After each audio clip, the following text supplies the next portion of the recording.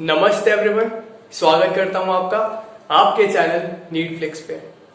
आज का हमारा टॉपिक है function of neuron as a whole. Neurons क्या कर रहे थे? इंफॉर्मेशन को कैरी कर रहे थे पेरिफेरल ऑर्गन से सेंट्रल नर्वस सिस्टम की तरफ, फिर सेंट्रल नर्वस सिस्टम से पेरिफेरल ऑर्गन्स की तरफ। लेकिन ये जो इंफॉर्मेशन को कैरी कर रहे थे वो किस फॉर्म में थी? It was in the form of impulse. Impulse को हम एक्शन पोटेंशियल भी बोल सकते हैं। तो मतलब अगर हम एक और तरीके से if to put it in more simpler words, we can say that the function of neuron is to generate impulse and conduct it. तो आज हम इसी के बारे में बात करने वाले हैं कि न्यूरॉन्स कैसे इम्पल्स को जनरेट करते हैं, ट्रांसपोर्ट करते हैं। तो न्यूरॉन का फंक्शन क्या होगा? Generation of impulse and it's conduction. ये फंक्शन होता है न्यूरॉन्स का। अब ये कैसे करते हैं? सी, सबसे पहले क्या होगा? ये एक न्यूरॉन है। ये न्यूरॉन क्या करेगा? इसके थ्रू जो इंफॉर्मेशन आ रहा था, जैसे वो एक्सॉन टर्मिनल पे पहुंचेगा, नर्व एंडिंग पे पहुंचेगा, वहां से वो न्यूरोट्रांसमीटर की फॉर्म में रिलीज हो जाएगा। फिर ये जो न्यूरोट्रांसमीटर यहां से रिलीज हुआ है, ये इस न्यूरॉन के डेंड्राइट पे आएगा। डेंड्राइट क्या करते हैं? इंफॉर्मेशन को कलेक्ट करते हैं और कहां भेजते हैं? सेल बॉडी की तरफ भेजते हैं। सेंट्रीपिटल ट्रांसमिशन, इनका ट्रांसमिशन होता है इंफॉर्मेशन को लेकर। तो ये क्या करेंगे? इंफॉर्मेशन को सेल बॉडी की तरफ भेजते हैं। अब ये जो इंफॉर्मेशन है ये कैसे ट्रैवल करती है? ये ट्रैवल करती है अलोंग दी एक्सॉन एंड कहां तक जाती है? Nerve ending. फिर इस नर्व एंडिंग से कोई दूसरा न्यूरॉन होता है जहां पर इंफॉर्मेशन न्यूरोट्रांसमीटर की फॉर्म में जाता है। इन अ नटशेल, न्यूरोट्रांसमीटर वो बात की बात है। हम जिस चीज की बात कर रहे हैं वो है नर्व इंपल्स कंडक्शन। जो इंफॉर्मेशन होती है विद इन न्यूरॉन जिस फॉर्म में ट्रैवल करती है उसे हम बोलते हैं impulse. Information which is travelling within the axon is known as impulse और action potential. Both are the same things. अब पहला सवाल कि ये इम्पल्स जनरेट कैसे होता है और फिर ये कंडक्ट कैसे होता है। तो सबसे पहले मैंने क्या किया, ये एक न्यूरॉन लिया है। इस न्यूरॉन का ये एक्सॉन है जिसको हमने यहां पे एनलार्ज किया है। ये क्या है? ये कुछ प्रोटीन्स हैं। ये कैसे प्रोटीन्स हैं? ये इंटीग्रल प्रोटीन्स हैं। अब एक बार यहां पर अगर हम देख लेते हैं, जनरली सेल में क्या होता है? सेल मेम्ब्रेन है, अंदर न्यूक्लियस है और बाहर कुछ ऑर्गेनेल्स है। सेल मेम्ब्रेन में हमें पता है cell membrane it is made up of phospholipids, cholesterol and few proteins. ऐसा ही होता है। जो प्रोटीन्स होते हैं वो भी अलग अलग टाइप के होते हैं। कुछ प्रोटीन्स जो होते हैं वो होते हैं integral proteins. Integral proteins are part of cell membrane and they pass through and through the cell membrane. मतलब वो सेल मेम्ब्रेन से पास करते हैं। वो एक्स्ट्रा सेलुलर कंपार्टमेंट में भी होते हैं और इंट्रा सेलुलर कंपार्टमेंट में भी होते हैं। इंट्रा सेलुलर मतलब सेल का इनसाइड, एक्स्ट्रा सेलुलर मतलब सेल का आउटसाइड। तो ये जो प्रोटीन है आप देख सकते हो दोनों साइड है, ये बाहर भी है अंदर भी है। कुछ प्रोटीन जो होते हैं वो या तो सिर्फ एक्स्ट्रा सेलुलर कंपार्टमेंट में होते हैं या फिर इंट्रा सेलुलर कंपार्टमेंट में होते हैं। यहां पे ऐसे दो प्रोटीन दिखेंगे आपको, एक ये है और एक ये है। ये दोनों प्रोटीन्स कैसे हैं? They are peripheral proteins.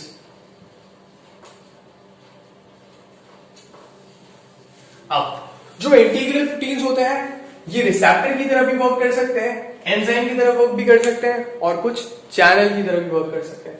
Channel proteins मतलब जो आयंस का या अलग अलग सब्सटेंसेस का मूवमेंट में हेल्प करते हैं एक्स्ट्रा सेलुलर और इंट्रा सेलुलर कंपार्टमेंट के बीच में। वैसे ही यहां पे मैंने क्या बनाया है? कुछ चैनल प्रोटीन्स बनाया है और कुछ एंजाइमेटिक प्रोटीन्स बनाए हैं। है सब इंटीग्रल प्रोटीन्स ही, लेकिन कोई चैनल प्रोटीन है, कोई एंजाइमेटिक प्रोटीन है। अब सबसे पहले आगे जाने से पहले एक आखिरी चीज और, सिर्फ न्यूरॉन ही इंपल्स को कंडक्ट क्यों कर सकता है? Why not any other cell?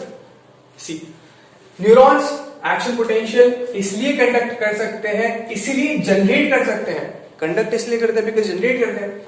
अब कंडक्ट क्यों कर सकते हैं? Because neurons are polarised. Now what the hell is polarized? Polarized का मतलब क्या होता है? See, अगर हम देखेंगे ना न्यूरॉन्स को, क्या होता है, अंदर की तरफ होता है नेगेटिव चार्ज, बाहर की तरफ होता है पॉजिटिव चार्ज। किसके बाहर? ये यहां पर मेम्ब्रेन है, एक्सोनल मेम्ब्रेन है। जैसे एक सेल का सेल मेम्ब्रेन होता है, एक्सॉन का मेम्ब्रेन एक्सोनल मेम्ब्रेन है। सेल के अंदर साइटोप्लाज्म होता है, एक्सॉन के अंदर एक्सोप्लाज्म होता है। तो मतलब सेल का जो साइटोप्लाज्म होता है वो उसका इंट्रासेल्युलर फ्लूइड होता है, वैसे ही एक्सॉन का इंट्रासेल्युलर फ्लूइड क्या हो जाएगा? एक्सोप्लाज्म। तो होता क्या है, जो एक्सोनल मेम्ब्रेन होता है उसका जो इनसाइड होता है वो नेगेटिव चार्ज होता है, और जो आउटसाइड होता है वो होता है पॉजिटिवली चार्ज। इसी चीज को हम बोलते हैं पोलराइज्ड। पोलराइज्ड मतलब दो अलग अलग नेचर के चार्जेस हैं जो एक दूसरे से सेपरेटेड हैं। This is what polarity is. यही तो पोलैरिटी होती है। न्यूरॉन्स पोलराइज्ड होते हैं and that's why they are excitable. इसलिए न्यूरॉन्स एक्साइटेबल होते हैं। अब पोलराइज एक्चुअली हमारी बॉडी का हर एक सेल होता है, हर एक सेल हमारी बॉडी का पोलराइज होता है, लेकिन स्टिल वो एक्साइटेबल नहीं होते हैं। क्यों? बिकॉज जो न्यूरॉन होता है इसकी पोलैरिटी को आप डिस्टर्ब कर सकते हो। आप न्यूरॉन की पोलैरिटी को डिस्टर्ब कर सकते हो, इसलिए उसके अंदर से नर्व इंपल्स जनरेट होगा और ट्रैवल करेगा। एक्साइटेबल मतलब यही है कि आप इसको स्टिमुलेट करोगे तो इसके अंदर नर्व इंपल्स जनरेट होगा और वो नर्व इंपल्स ट्रैवल करेगा इसके थ्रू। अब कैसे आप इसकी पोलैरिटी को डिस्टर्ब कर सकते हो? ये एक्साइटेबल है बिकॉज जिसका पोलैरिटी है इट कैन बी डिस्टर्ब। आप पोलैरिटी को डिस्टर्ब करो और ये एक्साइट हो जाएगा, दैट्स इट। अदरवाइज मैं बोल रहा हूं बॉडी का हर एक सेल पोलराइज होता है, हर एक सेल के अंदर ये चार्ज का डिस्ट्रीब्यूशन होता है। तो होगा क्या? सबसे पहले मान लो इसको डिस्टर्ब करने का क्या तरीका है। पूरा मेम्ब्रेन है, अंदर की तरफ नेगेटिव चार्ज है, बाहर पॉजिटिव चार्ज है। तो आप क्या करो, जैसे यहां पर फॉर इंस्टेंस अब मैं क्या कर रहा हूं, यहां पर क्या थे? नेगेटिव चार्ज के अंदर पॉजिटिव चार्ज थे। यहां पर मैंने क्या किया, इस सेल को स्टिमुलेट किया। स्टिमुलेट करने से क्या होगा? इसका पोलैरिटी डिस्टर्ब हो गया। अब क्या हुआ? बाहर जो पॉजिटिव चार्ज थे और अंदर नेगेटिव चार्ज थे, अब उनका पोजीशन स्विच हो जाएगा। मतलब बाहर क्या हो जाएगा? नेगेटिव, अंदर क्या हो जाएगा? Positive. Now can you imagine what is going to happen? होगा क्या? अंदर पॉजिटिव, एक तरफ पॉजिटिव एक तरफ नेगेटिव। क्या बैटरी जैसा नहीं बन गया थोड़ा थोड़ा? बैटरी के दो टर्मिनल्स होते हैं, एक पॉजिटिव एक नेगेटिव। पॉजिटिव से नेगेटिव टर्मिनल की तरफ क्या मूव करता है? करंट। तो ये जो करंट है, न्यूरॉन के अंदर भी करंट फ्लो करता है और इस करंट को ही हम इंपल्स बोलते हैं। कैसा होगा? पॉजिटिव चार्ज नेगेटिव चार्ज साथ में आ गए, अब क्या होगा? इंपल्स मूव करेगा, करंट मूव करेगा। एग्जैक्टली यही होता है। तो जो न्यूरॉन्स होते हैं वो पोलराइज्ड होते हैं और उनका पोलैरिटी आप डिस्टर्ब कर सकते हो ऐसे, जिसकी वजह से वो एक्साइटेबल होते हैं। इंपल्स क्यों मूव किया? बिकॉज आपने इसका पोलैरिटी डिस्टर्ब किया और नीचे करंट जनरेट हो गया।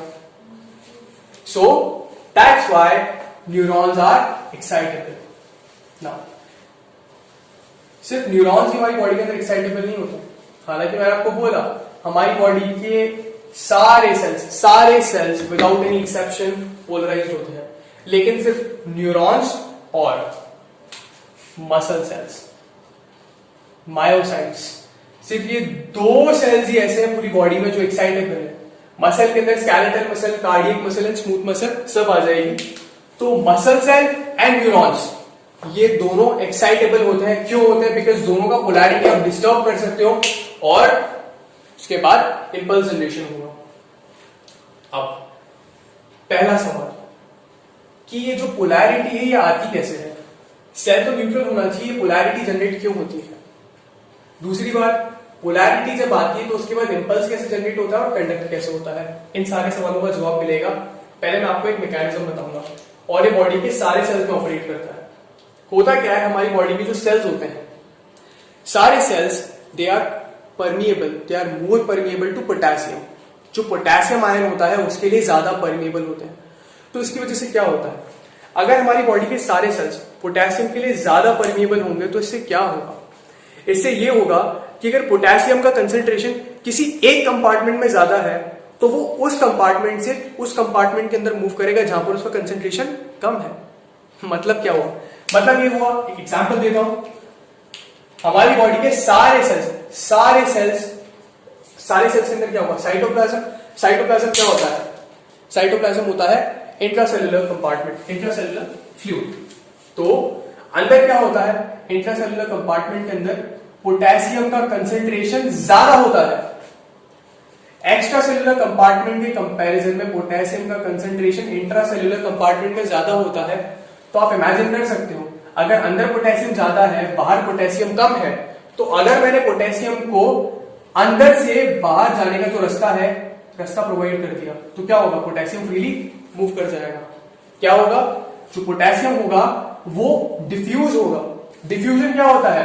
हाई कंसेंट्रेशन से लो कंसेंट्रेशन की तरफ मूव करना। पोटेशियम अंदर ज्यादा, बाहर कम है, कहां मूव करेगा? अगर मूव करने की परमिशन दी तो अंदर से बाहर।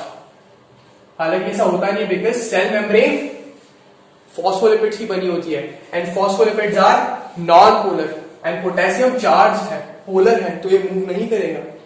तो होता क्या है, इसे मूव करना है अगर पोटेशियम को अंदर से बाहर, तो ऐसे हमें कुछ चैनल प्रोटीन्स देने पड़ेंगे जिसके थ्रू ये मूव कर सके, और वो चैनल प्रोटीन्स भी खुले रहने चाहिए। हमारी बॉडी के अंदर ऐसे जो प्रोटीन्स होते हैं, चैनल प्रोटीन्स होते हैं, वो होते हैं ऐसे, हर एक सेल में होते हैं, और इन्हें हम बोलते हैं leaky potassium channel. We call them leaky potassium channel. Leaky क्यों? बिकॉज हमेशा ये खुले रहते हैं, जिसकी वजह से हमेशा सेल जो होता है पोटेशियम के लिए परमिएबल होता है।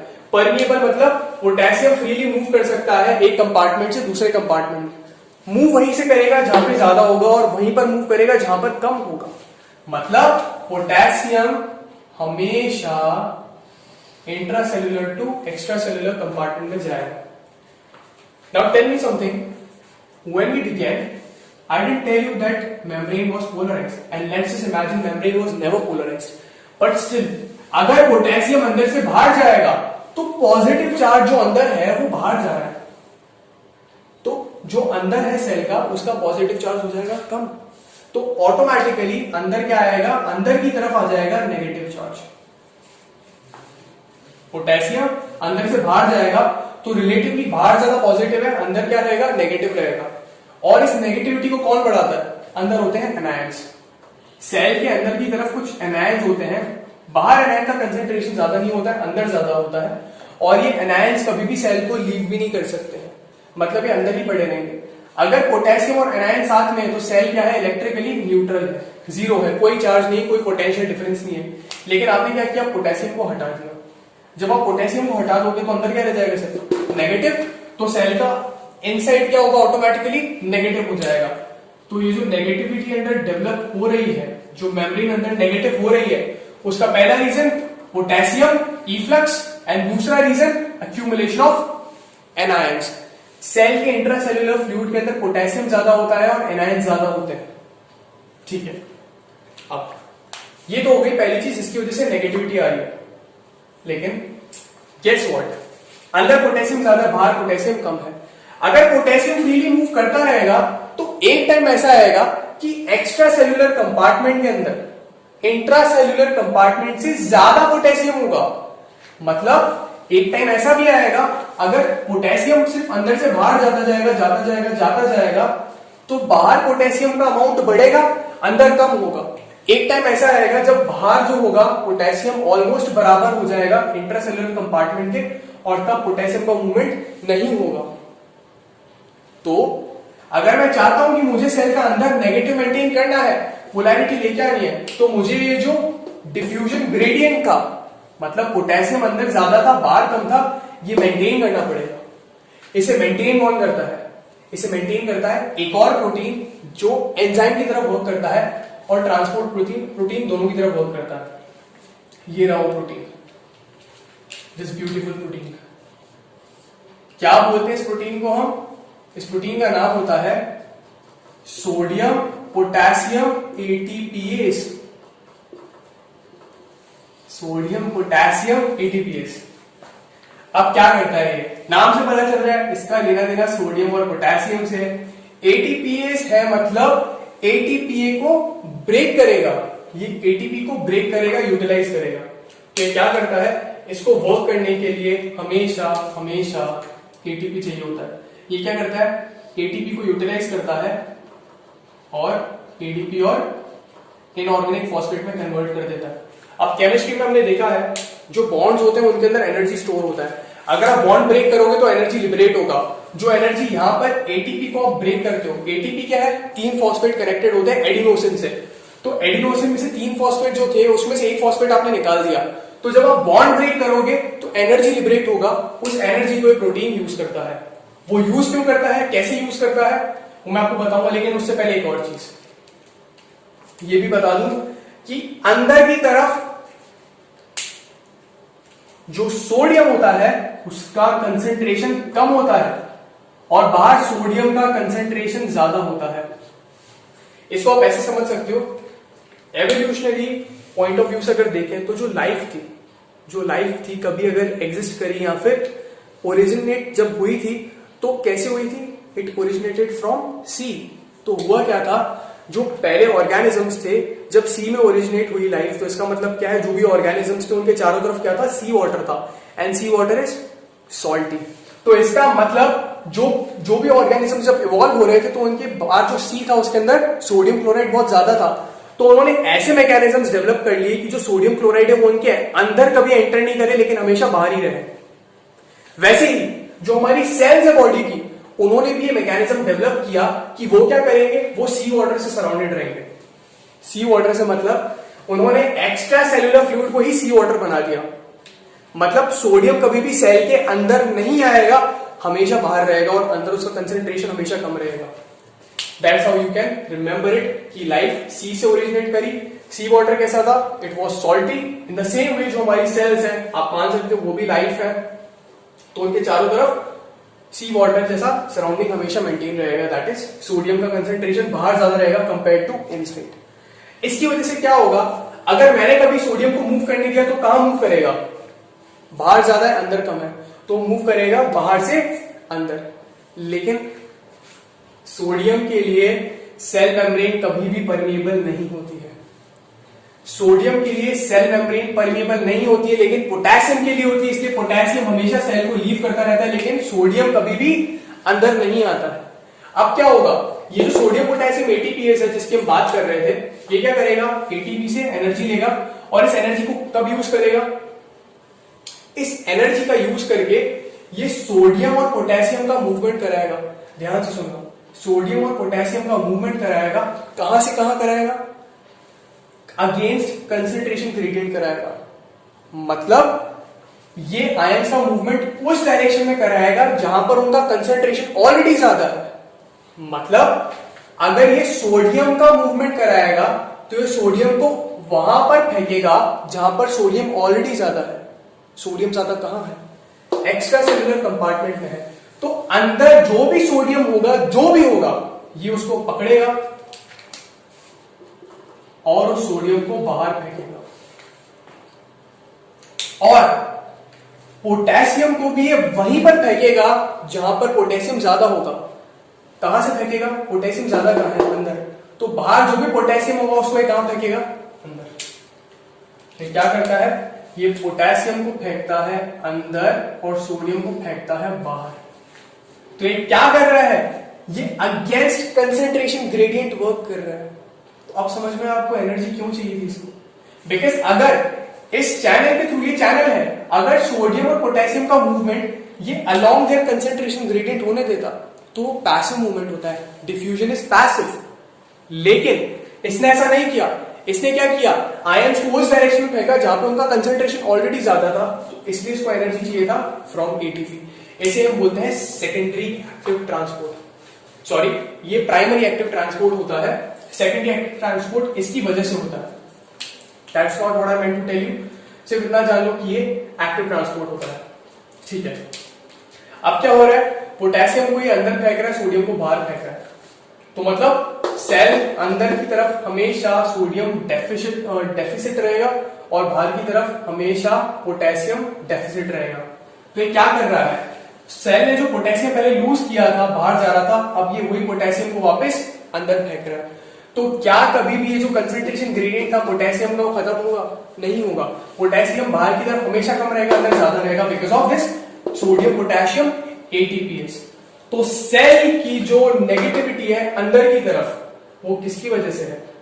पहला फैक्टर पोटेशियम का इफ्लक्स, दूसरा एक्सेस एनायन इंट्रासेल्युलरली, तीसरा factor sodium potassium ATPase. Okay, अगर अंदर नेगेटिव है तो बाहर पॉजिटिव होगा, ऑब्वियसली डिफरेंशियल चार्ज डिस्ट्रीब्यूशन है। अच्छा, एक और चीज, जो सोडियम पोटेशियम एटीपीएस है ये इक्वालिटी में नहीं मानता है, ये अंदर से 3 सोडियम आयन को बाहर फेंकता है और बाहर से सिर्फ और सिर्फ 2 पोटेशियम आयन्स को अंदर फेंकता है। इसका मतलब समझ रहे हो? अंदर से इसने 3 कैटायन को बाहर फेंका और बाहर से सिर्फ 2 कैटायन को अंदर लेके आया। तो हुआ क्या, अंदर से 3 कैटायन लिए और 2 कैटायन छोड़े, तो मतलब अभी भी अंदर 1 कैटायन की डेफिशिएंसी हो गई। उसकी वजह से क्या होगा, अंदर नेगेटिव चार्ज जो होगा वो बढ़ेगा। तो सोडियम पोटेशियम पंप सिर्फ और सिर्फ पोटेशियम का जो कंसंट्रेशन ग्रेडियंट था उसे ही एस्टैब्लिश नहीं कर रहा था, बल्कि नेगेटिव चार्ज को प्रोड्यूस करने में भी हेल्प कर रहा था। सोडियम पोटेशियम पंप एक तो सबसे पहले जो डिफ्यूजन ग्रेडियंट है, कंसंट्रेशन ग्रेडियंट है पोटेशियम का, उसे मेंटेन करता है, साथ में जो नेगेटिविटी अंदर उसे भी डेवलप कराता है, सोडियम पोटेशियम एटीपीएस। अब इसकी वजह से क्या होगा, अंदर पॉजिटिविटी कम होगी तो ऑटोमेटिकली नेगेटिविटी ज्यादा है, और बाहर पॉजिटिविटी ज्यादा होगी तो बाहर क्या डेवलप होगा, पॉजिटिव चार्ज। अब क्या होगा, इसकी वजह से अंदर नेगेटिव चार्ज एक्यूमुलेट होगा मेम्ब्रेन में और बाहर पॉजिटिव चार्ज, और ये जो कंडीशन होती है इसे हम क्या बोलते हैं, polarise state of any cell. और ये जो चीजें मैंने आपको बताई है बॉडी के हर एक सेल में होती है, हर एक सेल में, not just in neurons, body की सारी सेल्स में ये कंडीशंस, ये सारे प्रोसेसेस होते हैं। तो सारे सेल्स बॉडी के पोलराइज होते हैं। फर्क क्या होता है, उनकी पोलैरिटी डिस्टर्ब नहीं होती है। अच्छा, ये जो स्टेट अभी हमने मेंटेन करी है, इस स्टेट को हम एक और नाम देते हैं, इसको हम बोलते हैं, बिकॉज अंदर नेगेटिव चार्ज है बाहर पॉजिटिव चार्ज है, तो क्या बैटरी जैसा नहीं लग रहा है, एक साइड पॉजिटिव एक साइड पॉजिटिव एक साइड नेगेटिव। तो होता क्या है, यहाँ पे पोटेंशियल डिफरेंस एस्टैब्लिश हो जाता है, और इस पोटेंशियल डिफरेंस को हम बोलते हैं RMP, we call it RMP. RMP क्या होता है, रेस्टिंग मेम्ब्रेन पोटेंशियल। ये रेस्टिंग मेम्ब्रेन पोटेंशियल है जिसकी वजह से ये पोलैरिटी मेंटेन, क्या कहूं, पोलैरिटी को दूसरे शब्दों में कहें तो रेस्टिंग मेम्ब्रेन पोटेंशियल है, एक ही बात है। ओके, अब ये तो हो गया पोलैरिटी का असर। अब नेक्स्ट है कि इंपल्स जनरेट कैसे होगी। ये तो मैंने आपको बता दिया कि नेगेटिविटी रेस्टिंग मेम्ब्रेन पोटेंशियल कहां से आया, एक बार वापस देख लेते हैं। रेस्टिंग मेम्ब्रेन पोटेंशियल है because cells were always permeable to potassium ions but never permeable to sodium ions। तो पोटेशियम अंदर से हमेशा बाहर जा रहा था, तो क्या था, पोटेशियम इफ्लक्स हो रहा था, जिसकी वजह से नेगेटिव चार्ज था अंदर की तरफ। दूसरा फैक्टर, अंदर एनायन ज्यादा है, इंक्रीज्ड कंसंट्रेशन ऑफ एनायंस इंट्रासेल्युलरली। और तीसरी कंडीशन कौन सी थी जिसकी वजह से हो रहा था, सोडियम पोटेशियम एटीपीएस। ये 3 कंडीशन है जिसकी वजह से रेस्टिंग मेम्ब्रेन पोटेंशियल जनरेट हो रहा था। अब अगर मैं रेस्टिंग मेम्ब्रेन पोटेंशियल को डिस्टर्ब कर दूं तो इंपल्स कंडक्शन होगा। अब कैसे होता है देखना। होता क्या है, ये न्यूरॉन था, इससे न्यूरोट्रांसमीटर आया और यहाँ पे सेल की डेंड्राइट पे आया। जब इस सेल की डेंड्राइट पे आएगा तो यहां पर भी इंपल्स जनरेट होगी, वो इंपल्स पूरी ट्रैवल करेगी यहां से एक्सॉन की तरफ, डेंड्राइट से सेल बॉडी की तरफ आएगी, सेल बॉडी से वो एक्सॉन की तरफ आएगी। ये भी इंपल्स है। तो होता क्या है, जैसे ही आप सेल को स्टिम्युलेट करते हो, जैसे ही आप किसी भी सेल को स्टिम्युलेट करते हो, ओके, इसे हम थोड़ा और बड़ा कर देते हैं।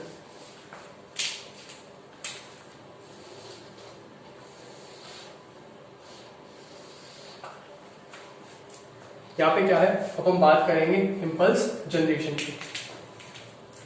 मैंने क्या किया, यहां पे सेल को स्टिम्युलेट किया। जब भी मैं किसी सेल को स्टिम्युलेट करूंगा ना, तो क्या होगा, यहां पे मेम्ब्रेन में कुछ चैनल्स होंगे। ये चैनल कौन से होंगे, सोडियम चैनल होंगे। सी मेम्ब्रेन को स्टिमुलेट करने के लिए बहुत सारी चीजें होती है। हो सकता है कि आप मैकेनो रिसेप्टर का यूज करो, मतलब मैकेनिकल स्टिमुलेशन करो या केमिकल स्टिमुलेशन करो, मतलब कोई केमिकल इस चैनल का के बाइंड करेगा और इस चैनल के अंदर जो पोर होगा वो खुल जाएगा, तो जिसकी वजह से आयंस मूव करेंगे।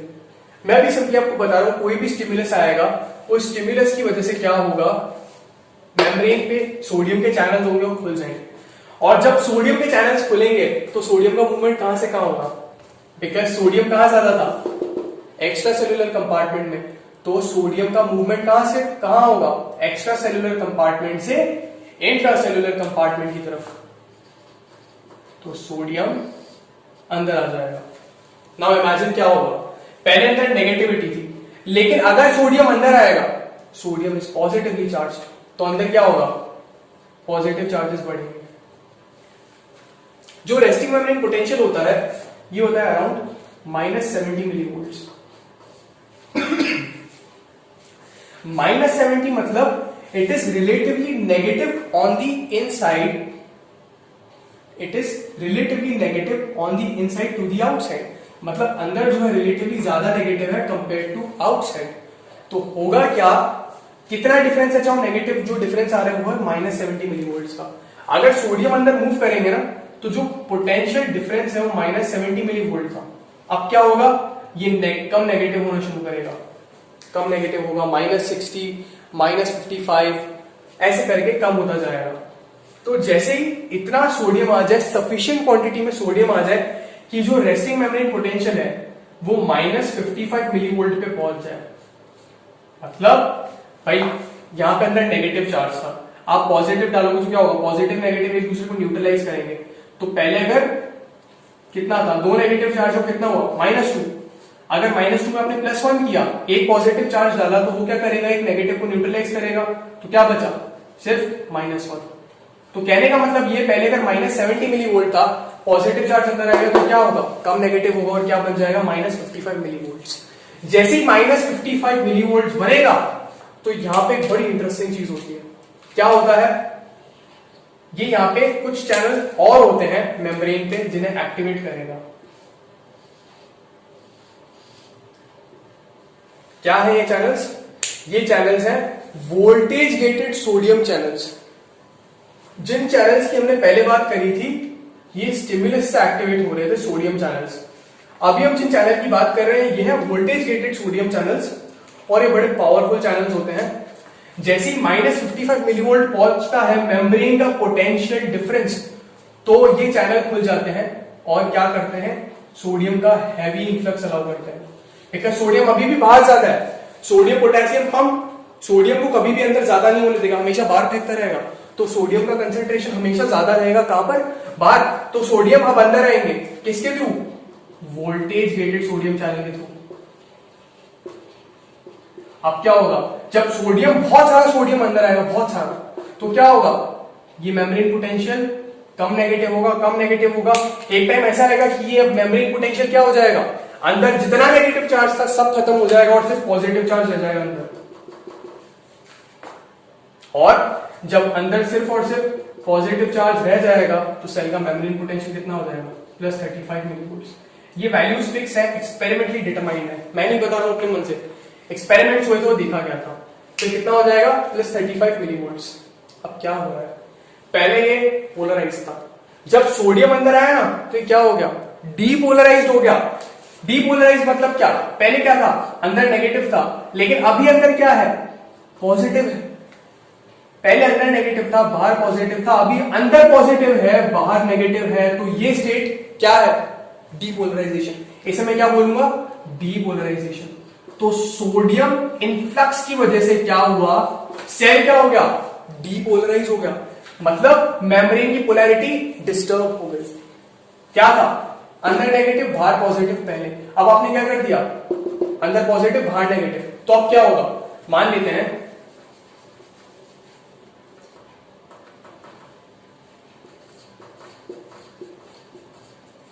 अंदर नेगेटिव बाहर पॉजिटिव, बाहर पॉजिटिव, बाहर पॉजिटिव, बाहर पॉजिटिव, बाहर पॉजिटिव।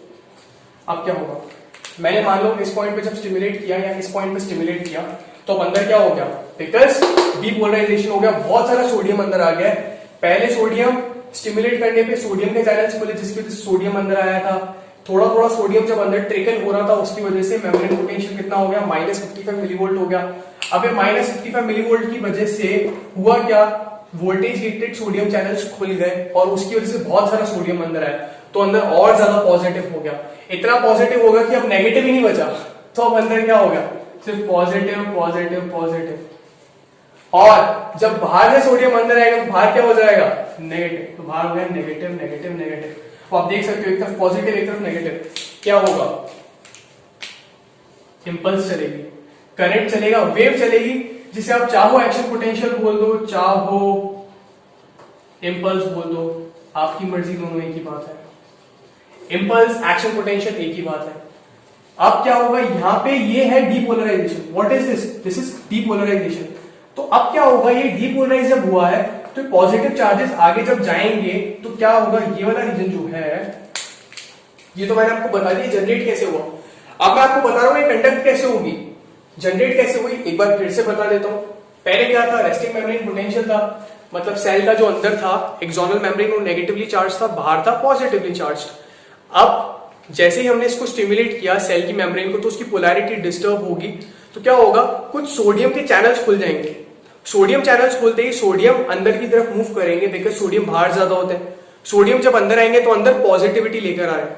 जब कैटायंस अंदर आ रहे हैं तो अंदर क्या होगा, जो नेगेटिव चार्ज था वो कम होगा, कम नेगेटिव होगा।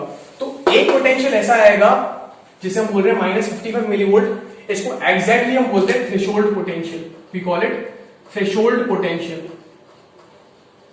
थ्रेशोल्ड पोटेंशियल क्यों, मतलब थ्रेशोल्ड पोटेंशियल इसके लिए कि इस पोटेंशियल पे आते ही सेल जो होगा वो डीपोलराइज होने की तैयारी में आ जाएगा। कैसे, क्योंकि यहां पर पहुंचते ही वोल्टेज गेटेड सोडियम चैनल्स खुल जाएंगे और फिर बहुत ज्यादा पॉजिटिव चार्ज अंदर आएगा और अंदर सिर्फ और सिर्फ पॉजिटिव चार्ज ही रह जाएगा, इतने सोडियम इनफ्लक्स की वजह से। तो अंदर सिर्फ पॉजिटिव पॉजिटिव रह जाएगा जिस रीजन में स्टिमुलेट किया है। तो ऐसे करके आपने क्या किया, डीपोलराइज कर दिया एक मेम्ब्रेन को, और जब सेल का एक पोर्शन, सेल मेम्ब्रेन का एक पोर्शन डीपोलराइज होता है तो उस टाइम जनरेट होता है एक्शन पोटेंशियल। अब ये एक्शन पोटेंशियल ट्रैवल कैसे करता है, कैसे ट्रैवल करेगा, यहां पर पॉजिटिव है यहां पर नेगेटिव है। अब क्या होंगे, चार्जेस मूव करेंगे यहां पर आगे की तरफ। जब ये चार्जेस आगे की तरफ मूव करेंगे तो यहां पर जो पहले यहां पर थे सोडियम के जो वोल्टेज गेटेड चैनल्स थे, वोल्टेज गेटेड सोडियम चैनल्स वो यहां पर थे, वो ऑपरेट हुए, जिसकी वजह से अंदर पॉजिटिव आया। अब जैसे ही चार्जेस आगे मूव करेंगे, सोडियम के चार्जेस यहां से उस तरफ जाएंगे जहां पर अभी भी नेगेटिव है अंदर की तरफ, तो यहां पर भी क्या होगा, मेम्ब्रेन चेंजेस होंगे और वोल्टेज गेटेड सोडियम चैनल्स खुल जाएंगे, जिसकी वजह से हैवी सोडियम इनफ्लक्स होगा और ये रीजन भी कैसे हो जाएंगे, अंदर की तरफ पॉजिटिव और बाहर की तरफ negative. As simple as that. तो इसकी वजह से जो पूरा मेम्ब्रेन होगा, आप देखोगे आगे कैसा होता जाएगा, पूरा पोर्शन पॉजिटिव पॉजिटिव पॉजिटिव और बाहर की तरफ हो जाएगा negative negative negative negative negative. तो ऐसे करके पूरा जो सेल हो गया वो क्या हो गया, अब डीपोलराइज हो गया पूरा सेल। अब ये तो हो गया डीपोलराइजेशन। ऐसी वेव चलती है डीपोलराइजेशन की। जैसे ही एक पर्टिकुलर पोर्शन जो होता है सेल का पॉजिटिव 35 मिलीवोल्ट्स पे पहुंचता है, तो उस टाइम एक और चैनल गेट्स खुलते हैं। किसके चैनल गेट्स खुलते हैं, यहां पर चैनल गेट्स खुलते हैं,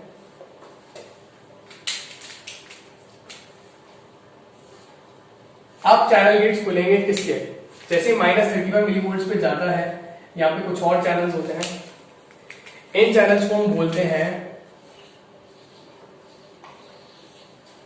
क्या बोलते हैं इनको, voltage gated potassium channel.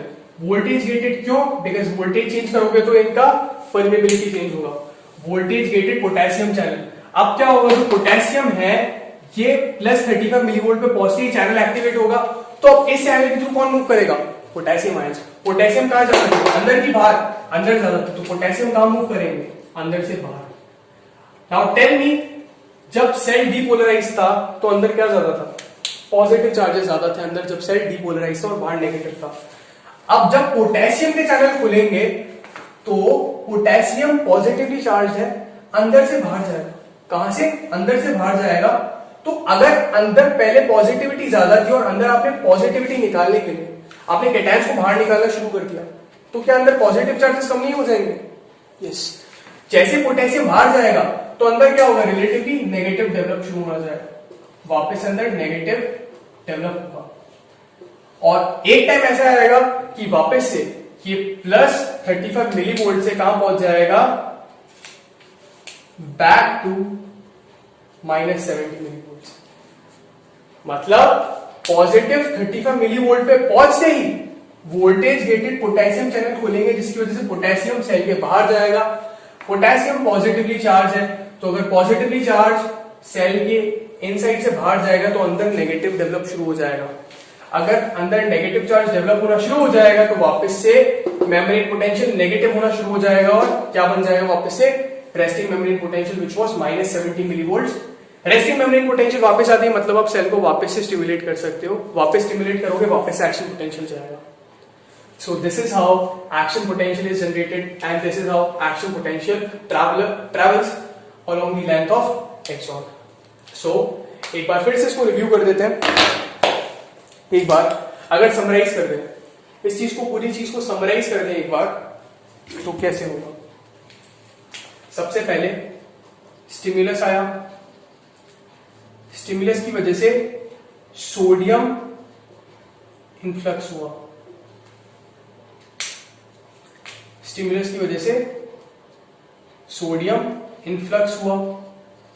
Sodium influx हुआ तो रेस्टिंग मेम्ब्रेन पोटेंशियल बिगड़ा और सेल हो गया डीपोलराइज्ड।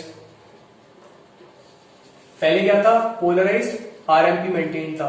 सोडियम इन्फ्लक्स की वजह से माइनस 70 बन गया पॉजिटिव 35। अब जब ये डीपोलराइज था तो उसके बाद क्या हुआ? बड़ी इंटरेस्टिंग चीज हुई। अब पोटेशियम का इफ्लक्स हुआ, मतलब पोटेशियम बाहर गया, तो अब क्या हो गया? सेल हो गया फिर से रेस्टिंग मेम्ब्रेन पोटेंशियल पे आ जाएगा और इस प्रोसेस को हम क्या बोलते हैं? रीपोलराइजेशन। इसको हम क्या बोलते हैं? रीपोलराइजेशन। तो अगर समरी देखें तो समरी में ऐसा है, स्टिमुलेट करोगे डीपोलराइज हो जाएगा सेल, पोटेशियम चैनल जब खुलेंगे उसके बाद फिर से रेस्टिंग मेम्ब्रेन पोटेंशियल पे जाएगा और जब रेस्टिंग मेम्ब्रेन पोटेंशियल पे जाता है तो उसे हम बोलते हैं रीपोलराइजेशन। और वापस से यहां पे क्या आ जाएगा? आरएमपी आ जाएगा।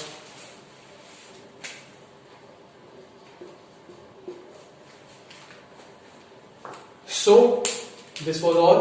Let's just recap what we saw in this lecture. Body के अंदर सारे सेल्स जो होते हैं पोलराइज्ड होते हैं, लेकिन सिर्फ वही सेल्स एक्साइटेबल होते हैं जिनका पोलैरिटी आप डिस्टर्ब कर सकते हो। फॉर एग्जांपल न्यूरॉन्स या फिर मसल सेल्स। इनमें क्या होता है? इनका पोलैरिटी डिस्टर्ब करने के लिए आप स्टिमुलस दो। जब स्टिमुलस दोगे तो कुछ आयन चैनल्स होते हैं वो खुल जाते हैं, जिसकी वजह से आयंस मूव करते हैं एक कंपार्टमेंट से दूसरे कंपार्टमेंट की तरफ। न्यूरॉन के अंदर क्या था? आपने जब इसको स्टिमुलेट किया, सोडियम के चैनल्स जो खुल गए, तो सोडियम कहां ज्यादा था? सोडियम ज्यादा होता है बाहर की तरफ और कम होता है अंदर की तरफ, तो सोडियम अंदर मूव करेगा। यूजुअली सेल का पोलैरिटी कैसा होता है? अंदर नेगेटिव बाहर पॉजिटिव। क्यों होता है? बिकॉज हमने बात करी थी पोटेशियम हमेशा सेल को लीव करता रहता है तो अंदर नेगेटिव चार्ज आता है। और सोडियम पोटेशियम एटीपीएस क्या करता है? 3 सोडियम को बाहर फेंकता है, 2 पोटेशियम को अंदर लेके आता है, जिसकी वजह से क्या होता है? अगेन 3 के टाइम को फेंक रहा है, 2 को लेकर आ रहा है, तो एक चार्ज का डेफिसिट क्रिएट होता है अंदर, जिसकी वजह से फिर से नेगेटिविटी आती है और अंदर एनायन ज्यादा होते हैं। तो अंदर नेगेटिविटी ज्यादा है, लेकिन जब स्टिमुलेट किया सोडियम अंदर आया तो अंदर क्या होगा? पॉजिटिव चार्जेस बढ़ेंगे, तो नेगेटिविटी कम होगी। जैसी नेगेटिविटी माइनस 70 मिलीवोल्ट जो कि रेस्टिंग मेम्ब्रेन पोटेंशियल था, वहां से माइनस 55 मिलीवोल्ट पे आएगा जो है थ्रेशोल्ड पोटेंशियल, तो सेल अब रेडी है डीपोलराइज होने के लिए, क्योंकि माइनस 55 मिलीवोल्ट पे वोल्टेज गेटेड सोडियम चैनल्स खुलेंगे। और ये चैनल बड़े पावरफुल होते हैं क्योंकि इससे हैवी इन्फ्लक्स होता है सोडियम का। अब बहुत सारा सोडियम अगर सेल के अंदर आएगा तो अंदर से पॉजिटिव हो जाएगा, पॉजिटिव चार्जेस अक्यूमुलेट होंगे और पोटेंशियल ऐसा हो जाएगा कि अब वो हो जाएगा positive 35 millivolt. Remember I told you minus 70 मतलब अंदर रिलेटिवली नेगेटिव है, पॉजिटिव 35 मतलब अब अंदर रिलेटिवली पॉजिटिव है, मतलब अंदर पॉजिटिव है बाहर नेगेटिव है, प्लस 35 मिलीवोल्ट का मतलब। और इस स्टेट को हम बोलते हैं डीपोलराइज स्टेट ऑफ न्यूरॉन। अब पॉजिटिव 35 मिली वोल्ट पे आते ही पोटेशियम के चैनल्स खुलेंगे जो कि वोल्टेज डिपेंडेंट है। तो क्या बोलेंगे हम, वोल्टेज गेटेड पोटेशियम चैनल्स खुलेंगे तो पोटेशियम अंदर से बाहर आएगा।